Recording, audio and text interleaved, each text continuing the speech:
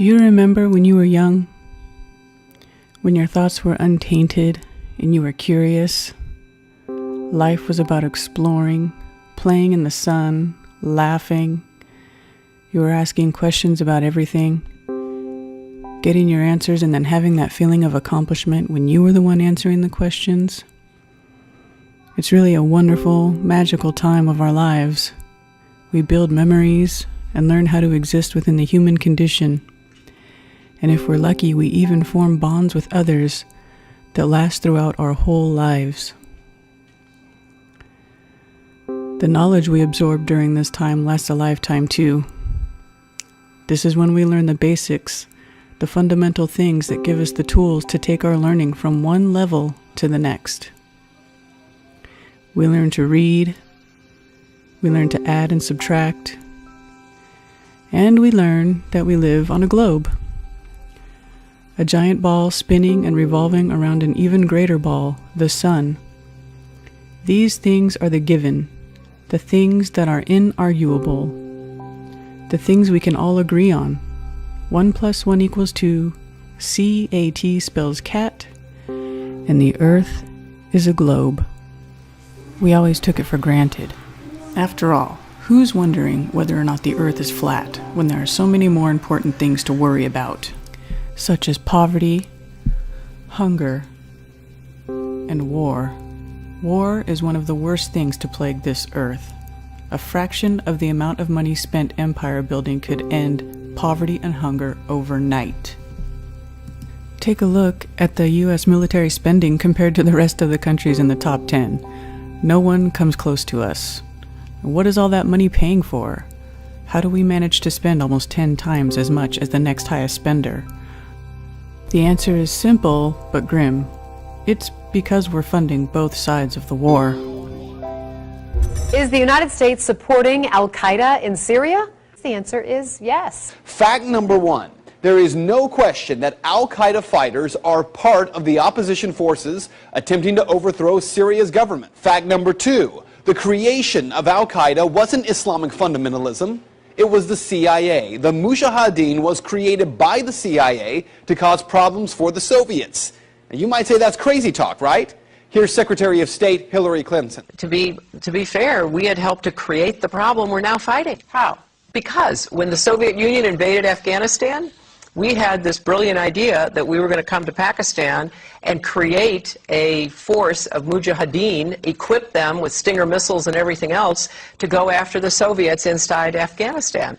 And we were successful. The Soviets left Afghanistan, and then we said, great, goodbye, leaving these trained people who were fanatical in Afghanistan and Pakistan, leaving them well armed, creating a mess, frankly, that at the time we didn't really recognize. We were just so happy to see the Soviet Union fall, and we thought, okay, fine, we're okay now. Everything's going to be so much better. Now you look back, the people we're fighting today, we were supporting in the fight against the Soviets. So it's not a conspiracy theory, it's history. And it's history that's being repeated in Libya and now in Syria. And there's no sign of slowing down or stopping anytime soon. Just listen to what General Wesley Clark has to say, if you haven't heard it already. 10 days after 9/11, I went through the Pentagon and I saw Secretary Rumsfeld and Deputy Secretary Wolfowitz. I went downstairs just to say hello to some of the people on the Joint Staff who used to work for me, and one of the generals called me in. He said, "Sir, you got to come in and talk to me a second." I said, "Well, you're too busy." He said, No. He says, "We've made the decision. We're going to war with Iraq." This was on or about the 20th of September. I said, "We're going to war with Iraq. Why?" He said, "I don't know." He said, "I guess they don't know what else to do." So I said, "Well, did they find some information connecting Saddam to Al-Qaeda?" He said, No. He says, "There's nothing new that way. They just made the decision to go to war with Iraq." He said, "I guess it's like we don't know what to do about terrorists, but we've got a good military and we can take down governments." So I came back to see him a few weeks later, and by that time we were bombing in Afghanistan. I said, "Are we still going to war with Iraq?" And he said, "Oh, it's worse than that."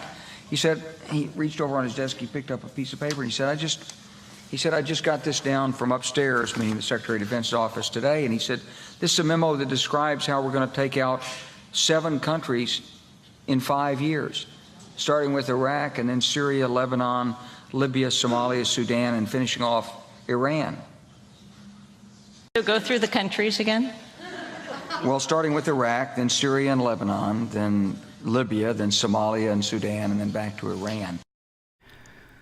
We know why the war started, and I won't get into detail about the events of 9/11 because it's been exposed already. Okay, so this is Benazir Bhutto. She was the 11th and the 13th Prime Minister of Pakistan, and she told the U.S. that funding these subgroups was a bad idea. But in this clip, she reveals something particularly interesting, and she was assassinated less than 2 months after this interview. Yes, well, one of them is a very key figure in security. He's a former military officer. He is someone that has had dealings with Jaish-e-Mohammed, one of the banned groups, with Maulana Azhar, who was in an Indian jail for decapitating 3 British tourists and 3 American tourists. And he also had dealings with Umar Sheikh, the man who murdered Osama bin Laden. Now I know that having dealings with people... This was in 2007. Okay, now if you think about it, whenever the US goes after a high-profile person, it's all over the media with video and pictures. Look at Saddam Hussein. We saw him captured and later executed all on film. Same with Gaddafi, very well publicized. He was dragged through the streets and brutalized and murdered in front of everybody. But the man supposedly responsible for starting it all, the mastermind of 9/11, and what do we get? Fake pictures, an animated reenactment of the raid, and they quickly and quietly bury him at sea from an aircraft carrier. I mean, give me a break. They say they don't want to show the images so we don't offend Muslim extremists, but it's okay to show all the other dead Muslims? Right. Our countrymen have been fighting and dying in a war on terror for over 15 years against this never-ending stream of boogeymen. I mean, look at this guy. It's like a bad movie plot. All fed to you by the mainstream media, which is owned by the same 6 corporations: CBS, GE, News Corporation, Rupert Murdoch fame, Viacom, the Walt Disney Company, and if you don't know what they're about, this will tell you right here, and Time Warner. And then if you dig a little bit deeper into who owns Time Warner, you'll see the top shareholder is Vanguard Group. And if you look under Vanguard Group, you'll see Apple, Microsoft, Amazon, Facebook, General Electric, AT&T, JP Morgan, Verizon, Pfizer, Wells Fargo, Intel, Merck, Cisco Systems, Walt Disney, United Healthcare,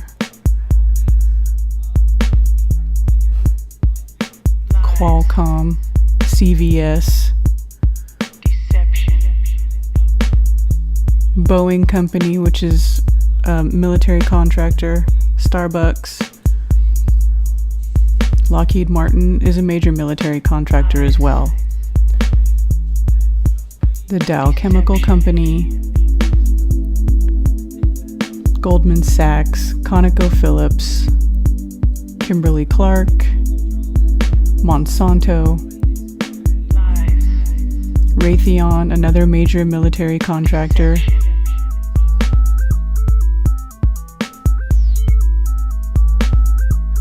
Northrop Grumman is also a military contractor, and these private companies are an anonymous way for the elites to own everything.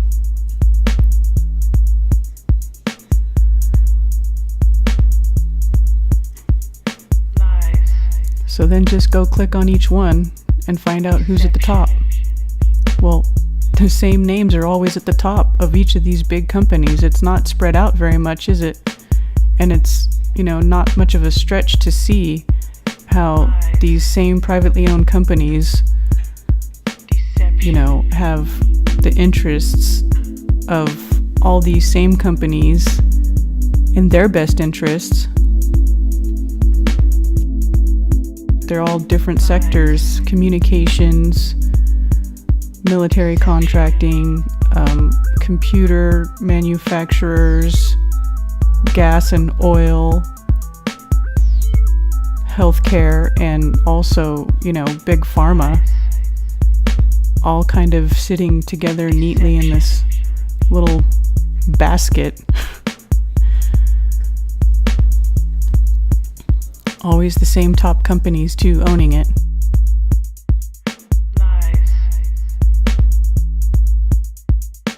So you can see that the same 2 or 3 companies are handling the majority of the military contractors, and at the same time they have both healthcare and big pharmaceuticals, and then chemical companies like Dow and Monsanto, profiting off of the stuff that makes you sick, as well as the stuff that treats the symptoms for your sickness. And in case you were wondering, Google's included in that group too. Vanguard is a major owner of Google and Facebook and everything else. Let's not forget the Federal Reserve, which is neither.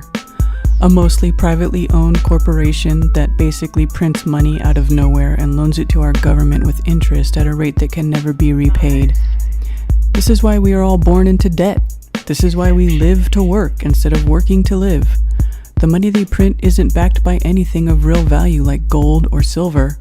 The worst part is that they are never held accountable for their actions. They lost $9 trillion and they still didn't get audited. What have you done to investigate the off-balance sheet transactions conducted by the Federal Reserve, which according to Bloomberg now total $9 trillion in the last 8 months? I'll have to look specifically at that Bloomberg article. I'm not, I don't know if I have actually seen that particular one. That's not the point. The question is, have you done any investigation or auditing of off-balance sheet transactions conducted by the Federal Reserve?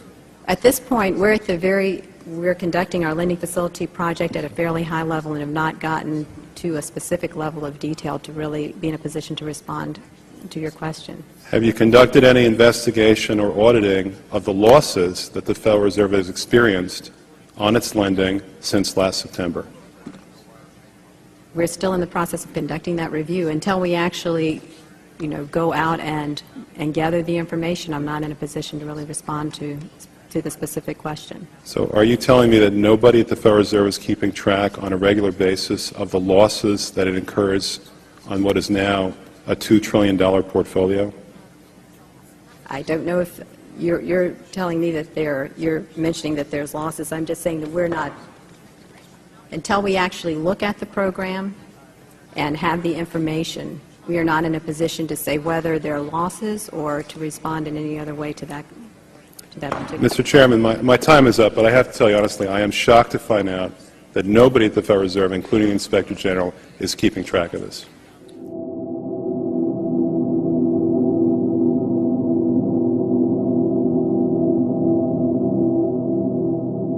Okay, so war, financial corruption, those are big issues. Well, the other thing that has really had me looking into stuff is geoengineering. It's been going on for decades, and it keeps getting worse, and it's never a good thing when someone like Bill Gates gets behind it. I moved from California to North Carolina in 2011, and when I first moved out here, I couldn't believe how clear the sky was and how fresh the air was, and I was always looking up, and I gotta tell you, it didn't last very long. Next thing you know, in 2014, the skies just started getting sprayed like crazy, and these are all pictures that I took. Some days it's so bad that I can smell the chemicals in the air. It smells like those fog machines in the club. And I've had a metallic taste in my mouth from it. I've gotten headaches from it. I don't see how anybody can deny that this is going on. If you want to know more about this, I would look up people like Kristen Megan, Matt Landman, and Dane Wigington. They all do really good work as far as exposing geoengineering. If you don't believe me, look it up for yourself. Here are some screenshots of some patents that the U.S. government holds on the geoengineering practices.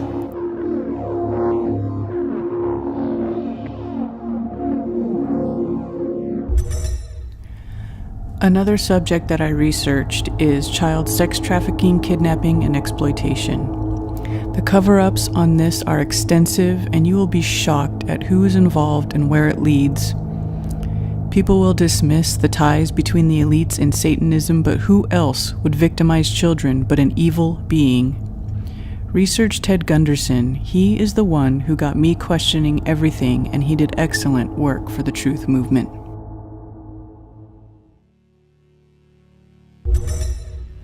So where am I going with all of this? A place that I never would have thought I'd go in a million years, and all of this stuff that I was looking into, the deeper I went down that rabbit hole, I finally ran into the flat earth. And I know how ridiculous it sounds because I thought it was the dumbest thing that I had ever seen, and I wouldn't even look at flat earth anything for a long time because it just seemed so ridiculous to me. One day I decided I would go ahead and watch a flat earth video. I thought it would be funny. I thought I would laugh. At the end of the video, I was not laughing. I couldn't believe what I was hearing, so immediately I started doing my own research. I went to NASA, I went to space.com, I started downloading pictures of the globe and pictures of Earth and examining them, and almost immediately I realized how inconsistent these pictures are and how fake they are. And they're not real. These are not real photographs. These are CGI. These are computer-generated images, okay? And it's very obvious when you start looking into it. Look at how different the sizes of the continents are from picture to picture. I mean, they can't even decide what size they want their continents to be. Take a look at this picture of the globe. It's pretty famous. Anybody can go download it. And if you take a close look at what's in the clouds. I mean, they spell it right out for you, and you can't make this stuff up, and it's not me photoshopping it. This is how it comes. Download it yourself. Also, look at this heat signature from the Earth. They say the Earth is facing the sun at a tilt, but the heat signature goes directly around the equator, right around the middle of the Earth. It actually pays no attention to the axial tilt, and that is what they tell you causes the seasons. The sun is actually farther away from the Earth during the summer months and closer in the winter months, but they tell you that the axial tilt is what causes the heat change. But here, that totally contradicts it. And if you look at this flat Earth picture, you can see that the heat signature is right in the middle, and that is exactly where the flat Earth model says the sun's path is. It circles above the Earth. I also started looking at all the moon landing photos and really scrutinizing them, and you can see, you know, even though a lot of it can be explained away, some of it just can't, like how close they are to the horizon of the moon. It just doesn't make sense. It should go far beyond where you see it going in the pictures. And look at the lander. The lander, I mean, they're supposed to take this thing out all the way to the moon and back, and it looks like it's got thin aluminum crinkled sheets all over it and tape and curtain rods, and it looks very thrown together. And if you look at the moonlander foot, there is no dust in the moonlander foot. I mean, it has a 10,000 pound thrust engine and it didn't disturb any of the dust on the moon. This is a picture that I put together of various elements from the moonlander and the moon landing, and you can take a look at the lander itself. Very cheap looking, very thrown together. It looks like it cannot withstand the going through a vacuum of space. It looks like it would just fall apart. You can see in the upper left, there's the blast crater that NASA says you can see from Earth, yet below the moonlander, there is absolutely zero disturbance from it actually landing on the moon. No dust has been disturbed at all. There's no dust in the landing pads. There is no sign of the engine firing, no blackening of the exhaust tube.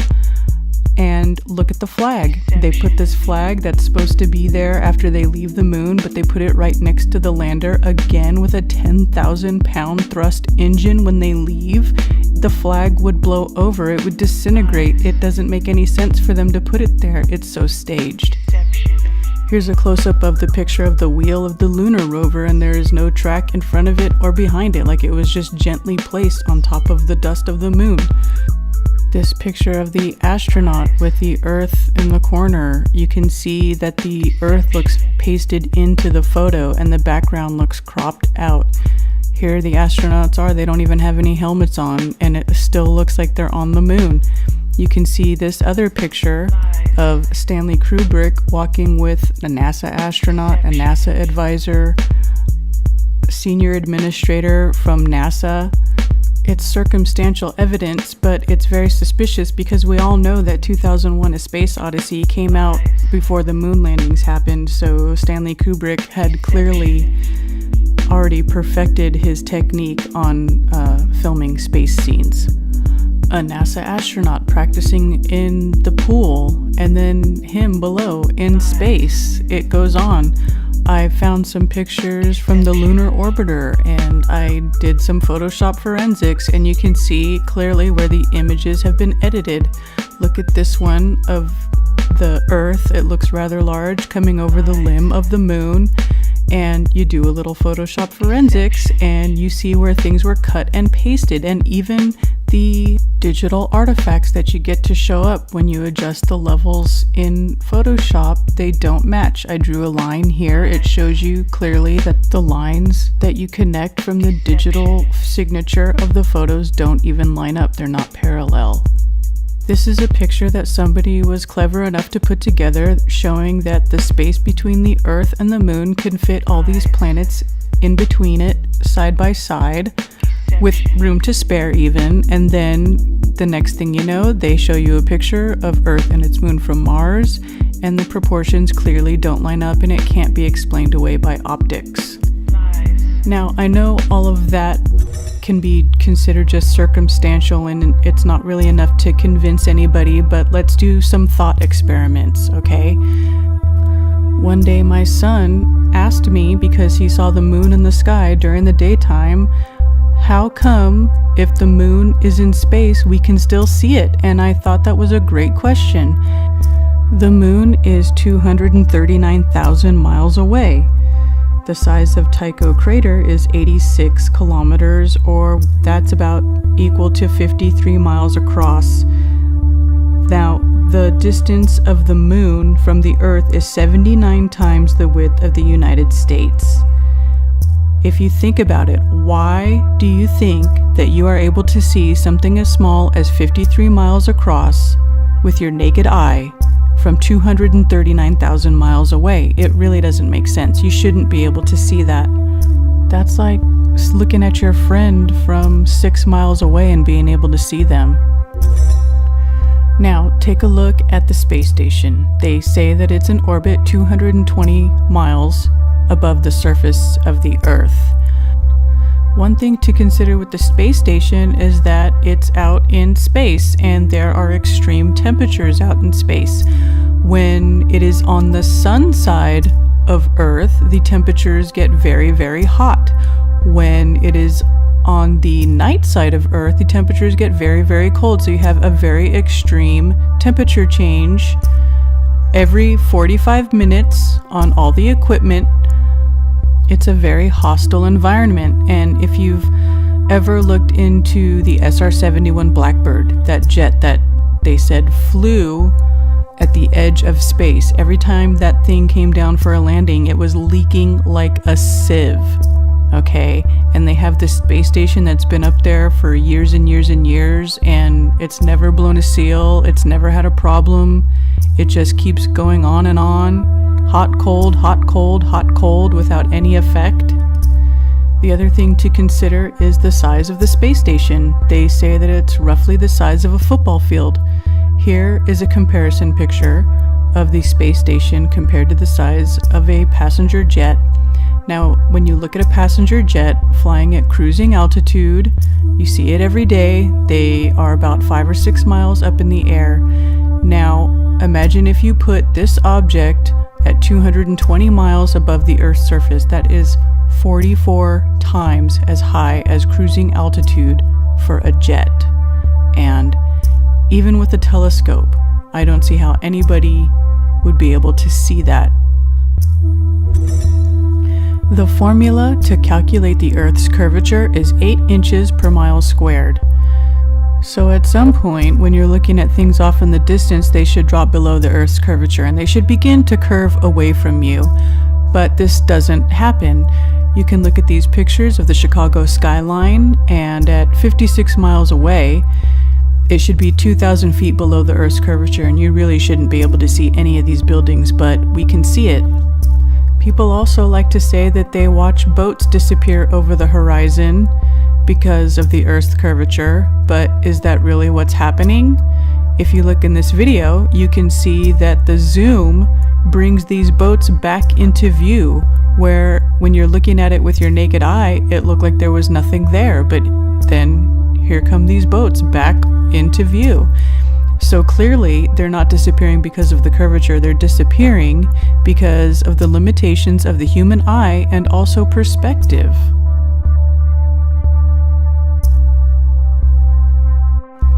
At some point, we really need to be honest with ourselves about the observations that we make about the world we see with our eyes. Do things disappear into the vanishing point on a flat plane, just like we're taught in art class, or do they curve away from us on a ball? Do we ever really see the curvature? Have you seen the curvature? If you watch some high-altitude balloon footage, you'll see that if it doesn't have a fisheye lens to give the artificial impression of a curvature, there really isn't one. And this is the most irrefutable proof in my eyes that we do not live on a ball. If there is no curve, then there is no ball. Period. That's all there is to it. It doesn't matter if you're on the ground, it doesn't matter if you're on a mountaintop, it doesn't matter if you're 20 miles high in the sky. The horizon never curves away from you. It never gives the impression of being on a ball. It only gives the impression of being on a flat, level plane.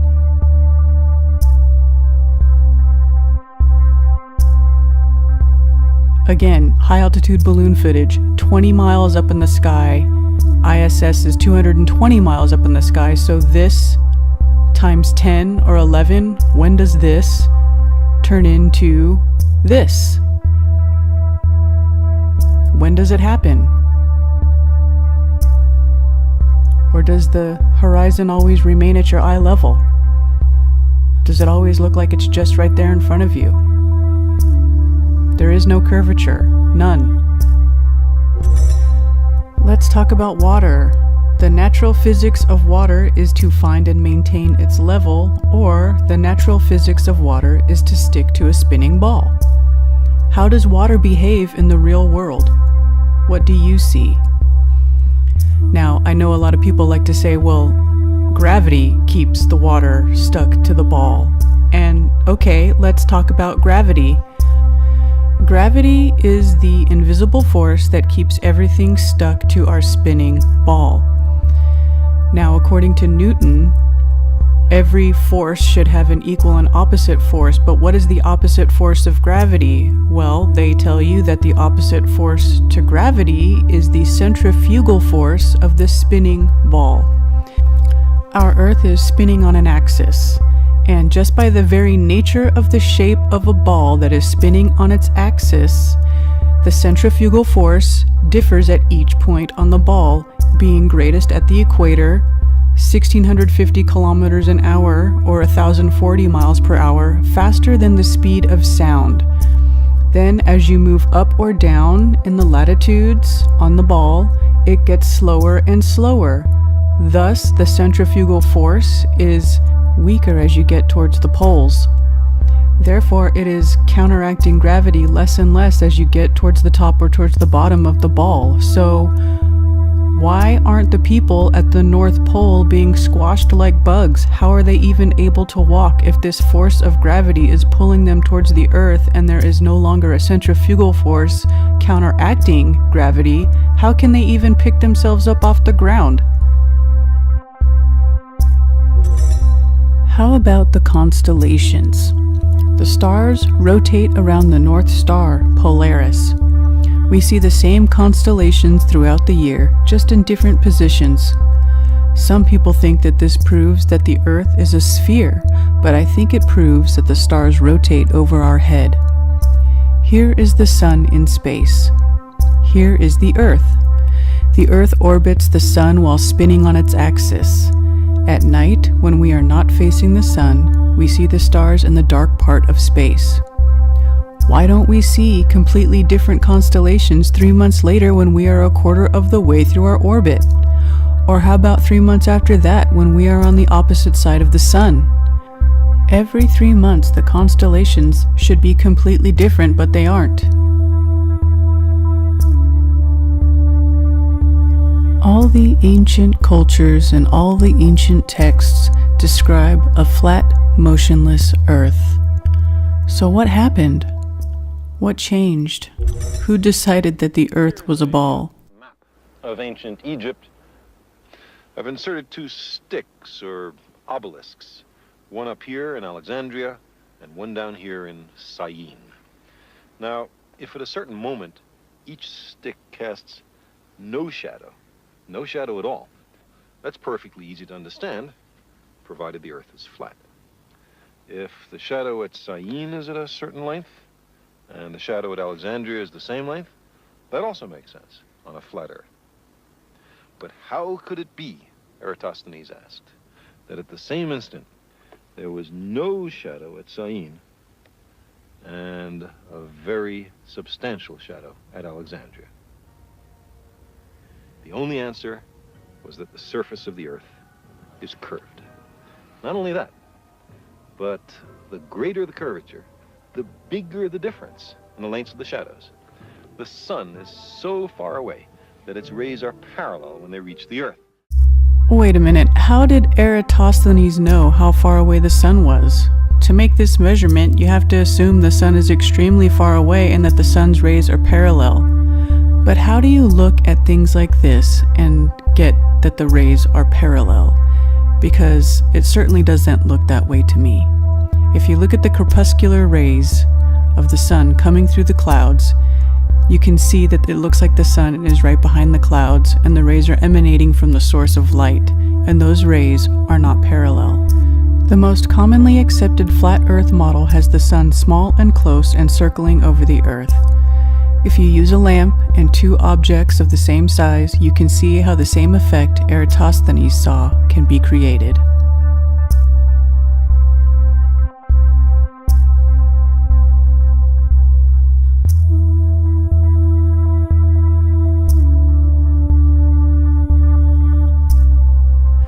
Dr. Auguste Piccard was the first man to reach the stratosphere at a height of 75,459 feet, and this is how he described what he saw.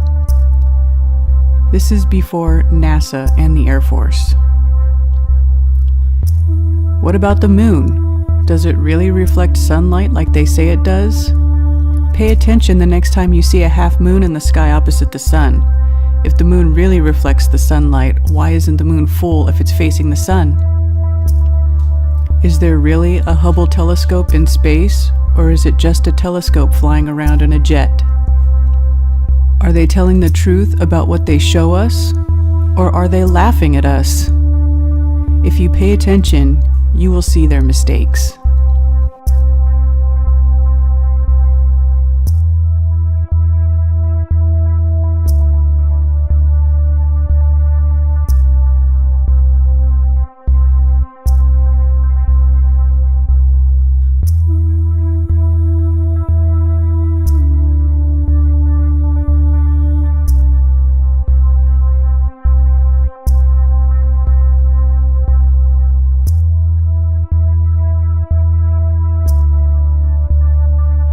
Are we really making progress, or are we being held back? Once prosperous countries are being bombed into oblivion. Children are starving all across the plain, and the powers that should not be spend billions on ushering in their new world order. NASA and their deception is the tool they use to keep us from knowing the true nature of who we are and where we live. They don't want us to know our true potential. They don't want us to know that we don't need them.